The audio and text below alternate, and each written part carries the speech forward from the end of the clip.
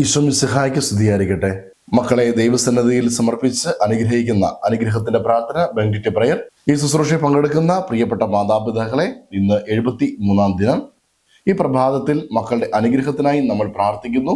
തോബിത്തിന്റെ പുസ്തകം 12-ാം അധ്യായം 6-ാം വചനം. റഫായേൽ ദൂതൻ തോബിത്തിനെയും തോബിയാസിനെയും വിളിച്ച് അവരോട് രഹസ്യമായി പറഞ്ഞു, ദൈവത്തെ സ്തുതിക്കുകയും അവിടത്തേക്ക് നന്ദി പറയുകയും ചെയ്യുവിൻ.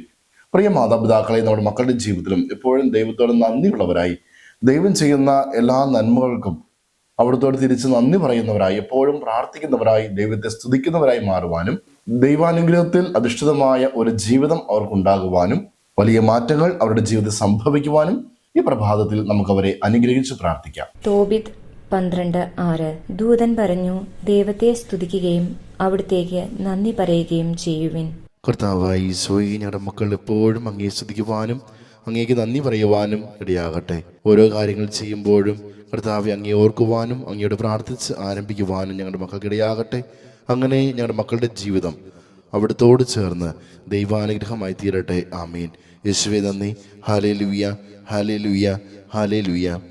പ്രിയ മാതാപിതാക്കളെ, ഈ സമയം നമ്മുടെ മക്കളെ അനുഗ്രഹിച്ച് പ്രാർത്ഥിക്കാം. മക്കൾ അടുത്തുണ്ടെങ്കിൽ അവരുടെ ശിരസിൽ കൈവച്ചും അതിന് സാധിക്കാത്ത പക്ഷം അവരെ മനസ്സിലോർത്ത് അവരുടെ പേര് പറഞ്ഞ് നമുക്ക് പ്രാർത്ഥിക്കാം. ഈശോയെ, അവിടുന്ന് ദാനമായി നൽകിയ ഞങ്ങളുടെ മക്കളെ അവിടുത്തെ തിരുഹൃദയത്തിലേക്ക് സമർപ്പിക്കുന്നു. പിതാവിൻ്റെയും പുത്രൻ്റെയും പരിശുദ്ധാത്മാവിൻ്റെയും നാമത്തിൽ അപ്പനായ അമ്മയായ ഞാൻ എൻ്റെ മകനെ, എൻ്റെ മകളെ അനുഗ്രഹിക്കുന്നു. കർത്താവെ, എല്ലാ തരത്തിലുള്ള പാപത്തിൽ നിന്നും ഞങ്ങളെയും ഞങ്ങളുടെ മക്കളെയും കാത്തു സൂക്ഷിക്കണമേ. കർത്താവെ, ഞങ്ങളുടെ മക്കളുടെ ബുദ്ധിയെ അങ്ങ് പ്രകാശിപ്പിക്കണമേ. അങ്ങയിൽ നിന്ന് അകലുമ്പോൾ അവർക്കുണ്ടാകുന്ന നഷ്ടത്തെ അവർക്ക് ബോധ്യപ്പെടുത്തി തരണമേ. സർവോപരി അങ്ങയെ സ്നേഹിക്കുന്നതിന് ഞങ്ങളുടെ മക്കൾക്ക് കൃപ ചെയ്യണമേ.